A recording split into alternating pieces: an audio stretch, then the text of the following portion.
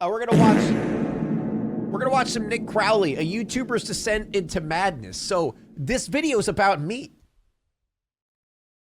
Because the past week I've been going insane. Oh, hi. I see that you're all jammied up and snuggled down for the night. Oh, Big Bird. You're not asleep yet, are you? Otherwise, you wouldn't be here. God, just imagine Big Bird just like sitting his feathery ass on your face. October 25th, 2013. A channel is created to document a man's passion for art and tattooing. With his upload showing obvious skill and love. Wait. I didn't say that out loud. That was supposed to be in my head. Which he consistently uploaded proudly for nearly 2 years, despite the channel operating with essentially no eyes on it, other than his own, destined to be lost forever in a sea of endless content. Until one fateful upload changed everything. An upload that shifted the account from an innocuous look at the work of an artist to a grim peek into a withering man's This one's mind, bad? giving way to one of the most horrific and gut-wrenching I mean, it's a Nick Crowley video. They're normally pretty rough. Rabbit holes ever discovered across the world of YouTube, with it all centering around one man and his excruciating descent into madness. So Big Bird is canonically 6. Yeah, in bird years. It's like dog years. So technically that's like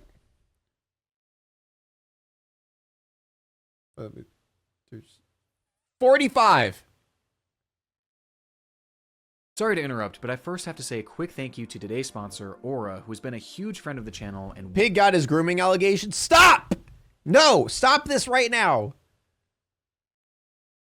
I'll give you his code. What's his code? Antivirus controlled, protection, identity theft VPN. insurance, and more without having to download. Go to aura.com/Nick Crowley. Start your 14-day free trial today.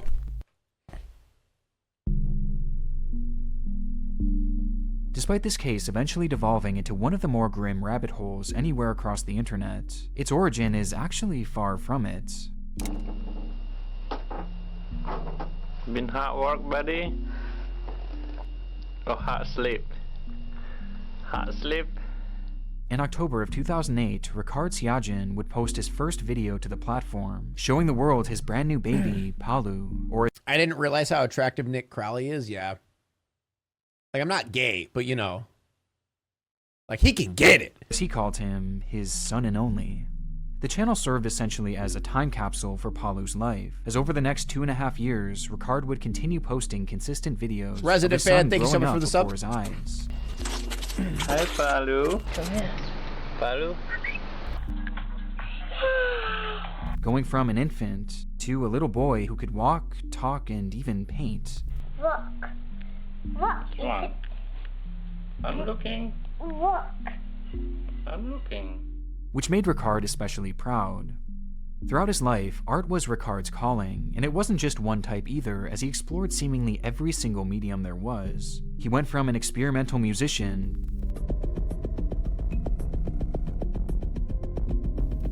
to a photographer, and eventually, most importantly, an illustrator/painter.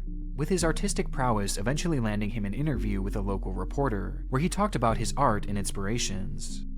What message do you want to send to the people about your art? My art is my stargate, my life protection, and my companion. All of my art is also a collaborative gate. They will mean nothing without good and aware eyes. So let's accept art to link the distance, difference, and diversity in humankind. The leader of this nation will be love. What a fantasy, eh? In the world of art, Ricard could do And then AI comes in and just rams that in the ass. it all, but still there was one style that called to him above all else, a style dubbed Batak art, in reference to the Indonesian tribe it spawned from. It's a distinct look that Ricard took exceptional interest in, which comes as little surprise, as that was the tribe that Ricard was born into, being raised within the Indonesian group, only to move to the United States as a young man in order to further his education and career prospects. However, as he once said in an artistic mission statement, the further a Batak man travels from his homeland, the stronger Batak he is on the inside. Moving to New York City in the early 2000s and working odd jobs to make ends meet, Ricard eventually settled in Philadelphia, where he tattooed on the side and found full-time employment at a chocolate factory. During this time, he was actively trying to meet and engage with new people, as you can still find one of his posts on a website called couchsurfers.com, where he mentions how he's looking to meet new people, while also stating in broken English, "I want to do things that when the last breath is approaching, I will still be able to smile," and answer the question, what is one amazing thing you've done? Dude, that's broken English, but that's kind of fire. That's like that goes hard. Bars right there. Is approaching, I will still be able to smile, and answer the question, what is one amazing thing you've done? It's kind of by fire. simply saying the word lived. But most noteworthy about his time in the United States was his continuation of why is he Batak-inspired spitting art, hot fire? which in 2013 he began sharing with what he hoped would become a wider audience.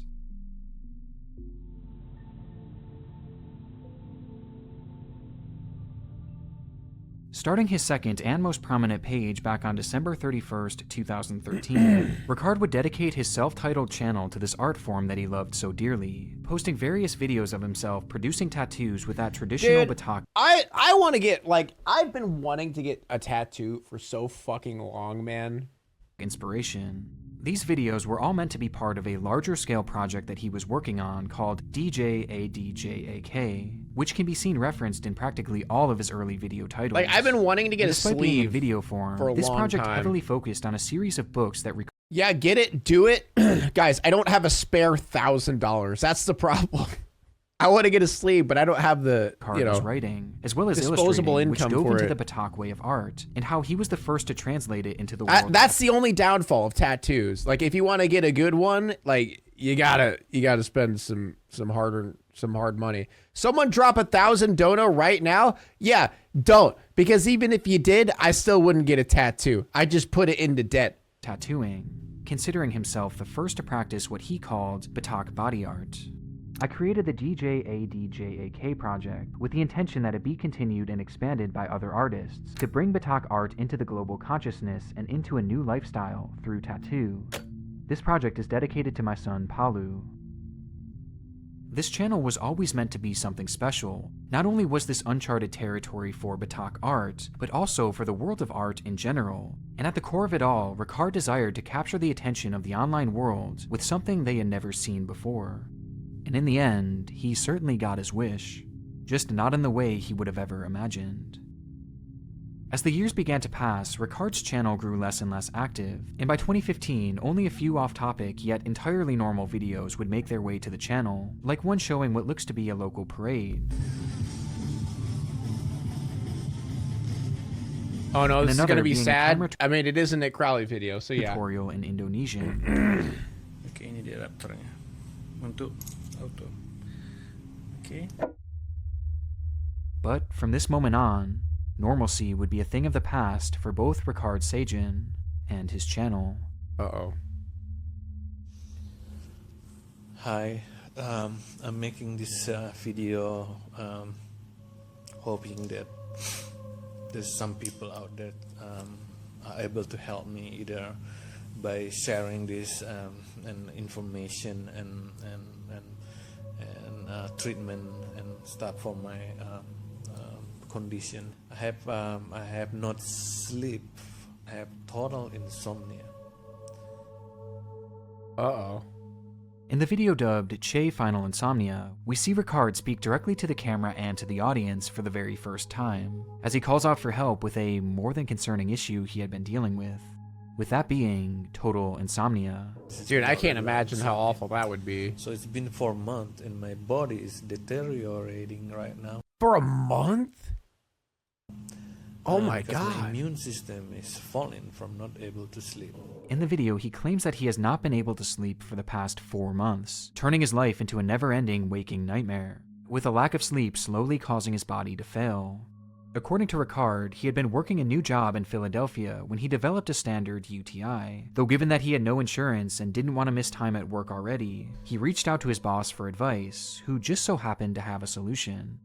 His boss had also been suffering from a UTI fairly recently, and had been given prescription antibiotics that they never ended up using, and so they offered them to Ricard as a kind gesture to spare him from the medical bills. However, upon taking the pills, Ricard immediately experienced intense heart palpitations, along with severe body aches and cramping of his hands. Heart palpitation, and my hand, both of my hand was crooked like that. Oh, The symptoms God. were concerning, but given the position he was in, Ricard felt as if he had no choice but to keep taking them, until that medication ran out and his treatment came to an end. Though his symptoms did not. From that moment on, Ricard strangely lost his ability to sleep throughout the night, and was left only able to get around 2 hours of sleep at most per day, with Ricard describing the sleep as painful, as his body would jolt every time he began to drift off, causing extreme discomfort and pain. And after 4 months of this, he had grown impossibly exhausted and utterly desperate, with the lack of sleep being apparent just by looking at the man. But the story gets even deeper from here, as he explains how the insomnia started when he traveled back to his home in Indonesia in order to say goodbye to his dying mother, only for his body to start decaying while overseas, to the point that he had become bedridden and was now essentially trapped in Indonesia, Jesus an entire Christ. world away from his son. You know, I need life. You know, I have my sons in Philadelphia now. I left him.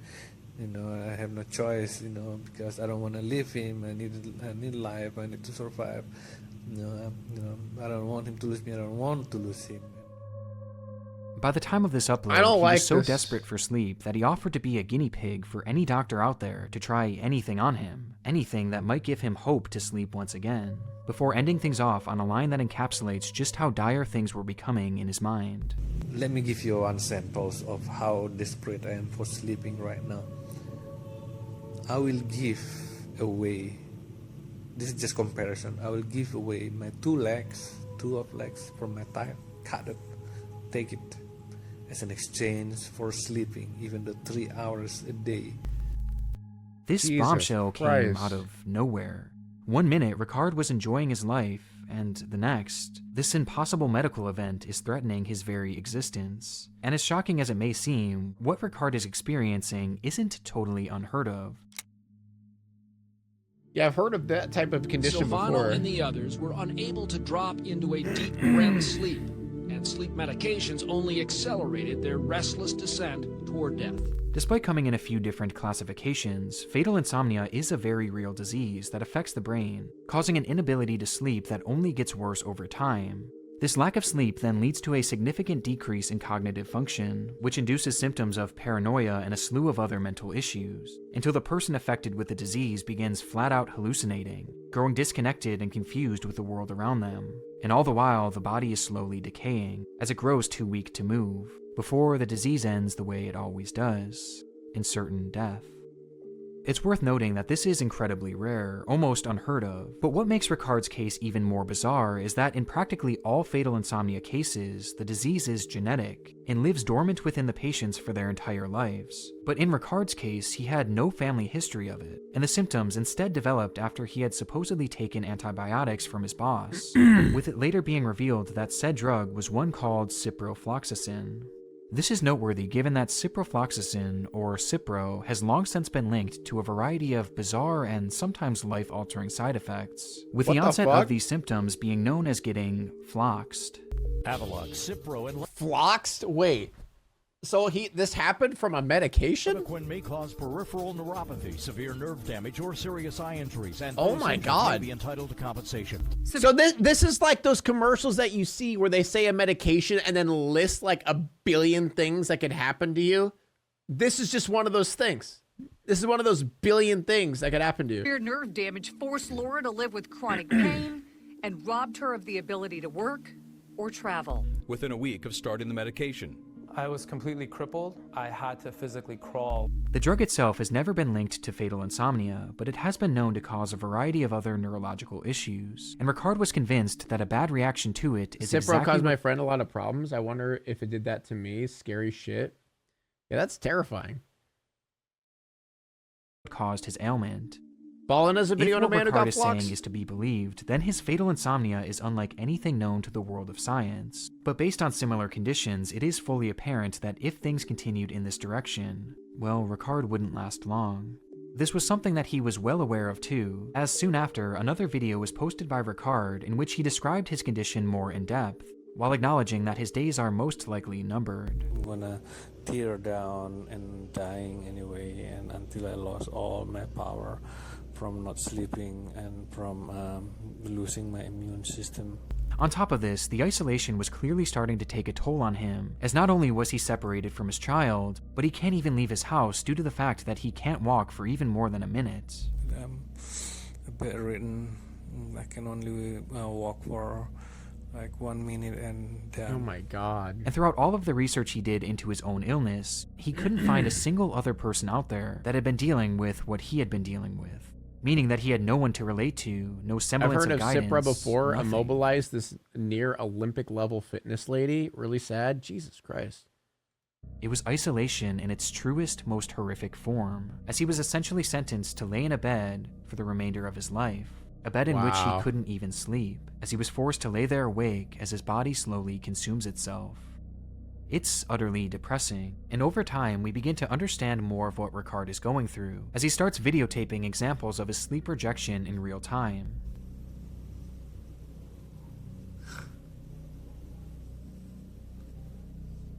Which he described further in the description as body feedback, jolt, shock accompanied by a quick air gasp, neurological sound in my head What like the a hip fuck? crack, firecracker, or neural slap inside my head, before going on to say, so no sleep ever happened. My brain seems to refuse or ignore it all the time. As a result of that, the inner spinal grabbing pain builds up and a feeling of my whole body being vacuumed, with a sensation of falling from the sky, very violent What the and tormenting. fuck? This event could last for a few hours. If I keep resting... So his body is basically just hitting him over the head every time he was about to go to sleep. This is like that fucking episode of Supernatural when like Satan was inside Sam's head and wouldn't let him sleep, but in real life. That's torture. By fighting and tightening my body and keeping my eyes closed, the snap will kick back in every 5 minutes until my brain is racing again. On and on. Essentially, the more Ricard tries to sleep, the more pain his body feels, and the longer he stays Bro, awake, you watch the more his Supernatural? I body used to. begs him to rest. It's a constant war between his body and his mind that can only be summed up as a living hell. From there, he would post numerous other videos showing the effects of the insomnia on his body, Oh my including God. one where dead skin cells can be seen covering his face, as he questions in the description why no health professionals are helping him. Though despite the lack of help and the acknowledgement that the odds were stacked against him, he was still out there actively looking for answers. As aside from his videos, he would post across various forums around the internet, in which he sought out doctors and other victims of this same horrific disease. My grandpa has the same model Impala as the one from Supernatural. Dude, not gonna lie, ever since I was a kid watching that show, I want that car. Still want that car. No bullshit, really appreciate it. You're the reason why I got claymation and stop motion. Coraline's my favorite movie now. Good movie. Thank you, X-Files. Pursuit of any information that could help Welcome. him. Though when this didn't work, he then began doing deep dives into controversial medical practices himself, even creating public playlists to document some of them, with perhaps the most distressing being something called psychic surgery.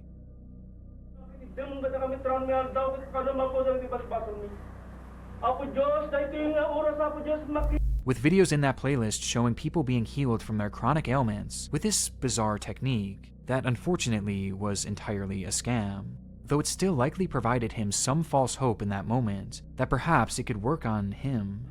Eventually, his efforts would see him post a fundraiser to gain money in the Dude, process. that's so disgusting that like people do that shit, man. It's always like, you know, religious people that, you know, are miracle workers and like can cure diseases by chanting some shit into your head or some shit.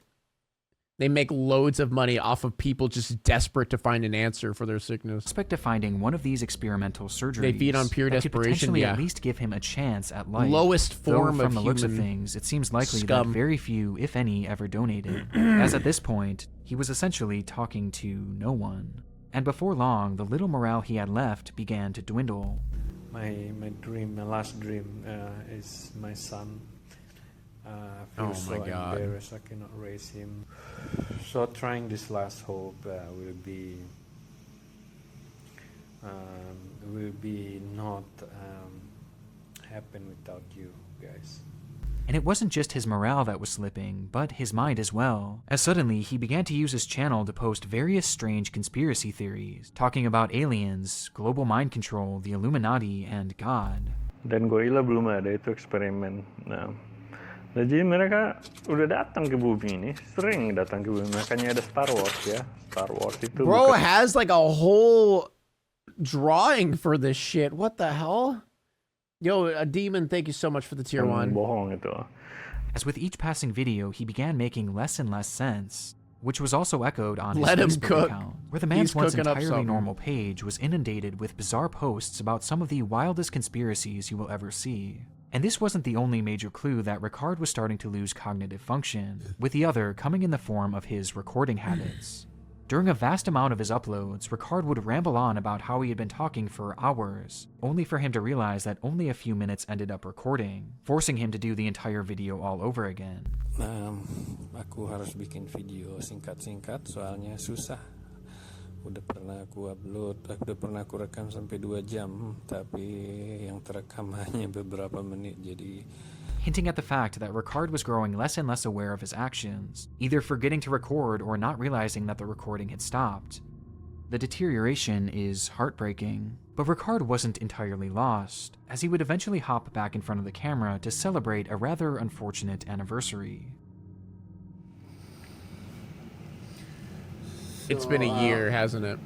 It's been a year bedridden. Oh my god. Attacked by fluoroquinolones in 2015. That's After an horrible. entire year of being bedridden, Ricard was still fighting, though his optimism was nearly gone, as he mentions that he's past the point of salvation. His neurons have already been fried, and no matter what happens from here, he knows that he's never going to be able to fully recover, and he wished at this point that it would all just be over already. I'm giving up already. I'm already giving up now. It's just I cannot do it. I cannot myself. I'm not good with myself. If I do, I'm already done. Citing his only reason for continuing on as, why do keep trying this?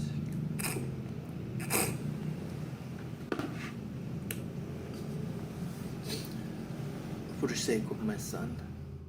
God damn it, following dude. this, Ricard would focus his efforts on documenting his illness Dude, for the this is world, so in the rough. hopes of Oh helping my others God, I out hate there this who so might much. develop it as well.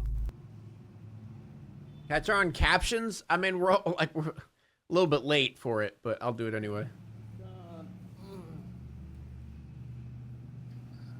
While in another video, he shows off his collection of benzos that he had been abusing for nearly 2 years now, as they were the only things that could even remotely get him to fall asleep, even just for 2 excruciating hours, stating that without them, he would already be dead.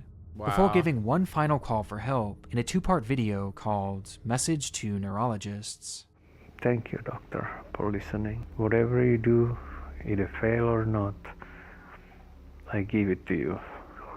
Nothing to fear. Thank you, doctor. Bye.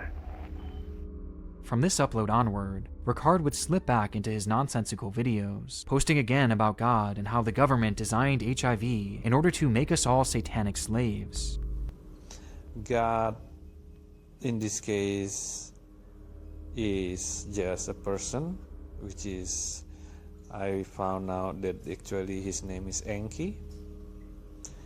He came here to this planet before my we God. exist. Until December 4th, 2016, when he posted a video in a dark room speaking entirely in Indonesian. Orang pengacara yang sangat terkenal dan mahal dan lain-lainnya. Jadi katakanlah ada seorang warga negara apalah ya, katakanlah warga negara Inggris yang menyeludupkan narkoba ke Indonesia.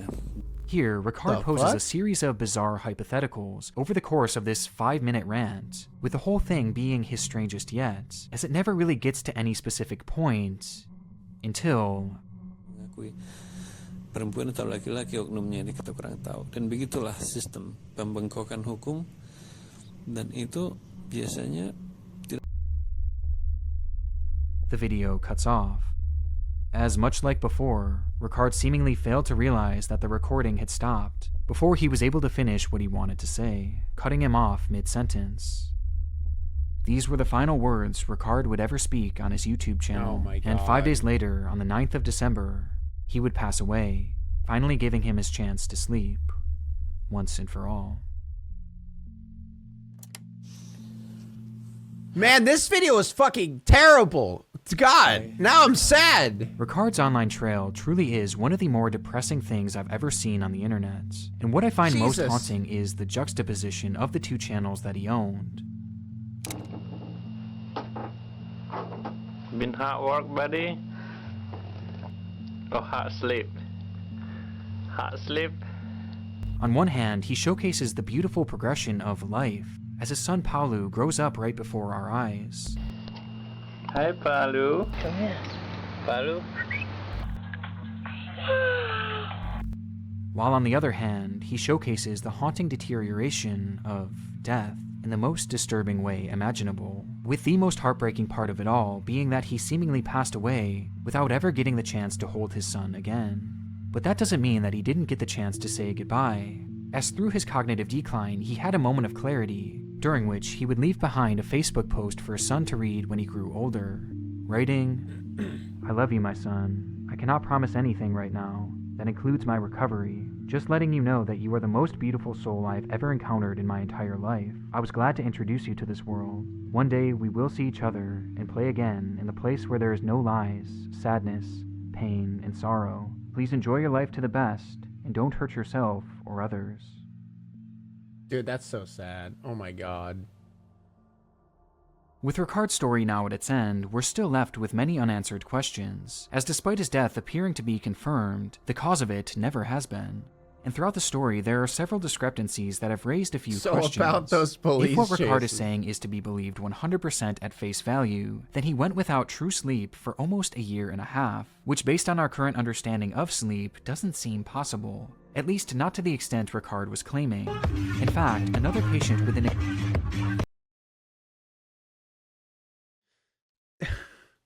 Thank you, your local alien. extremely similar Man, my alerts are absolutely horrible for this type of video. Oh my God. condition had his own spiral documented back in the 90s. It with his broke the sadness for a second, guys. It broke the sadness, all cognitive right? decline being much, much more drastic. How long you been here? Hmm? Yeah. How much? 2 weeks. This footage is on par with virtually every other case of fatal insomnia, regardless of its classification. Well, didn't he say he was able to get like 2 hours or something like that? As the last weeks and Because months of of a person's benzos? life are spent in a comatose state. Yet, just 5 days before Ricard's death, he was still speaking and holding his camera.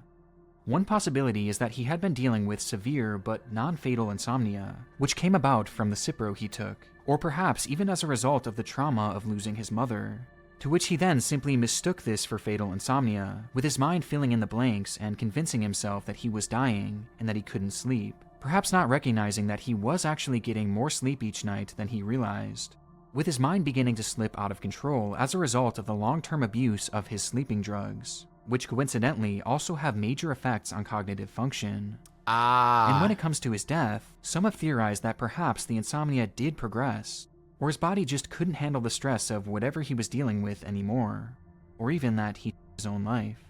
But at this point, it's really anyone's guess. And though the truth is likely out there somewhere, it's possible that we'll never know for sure what really happened to Ricard Siagen, or how his condition came to be. But whatever the truth is, at least his pain is now finally over. Well, that was rough. Now it's time to walk away. I hope you enjoyed your stay. Did you laugh or cry or maybe subscribed? I'll thank you either way. You know I will miss you. I hope you return. Tell your friend or your mother to get me more views, please.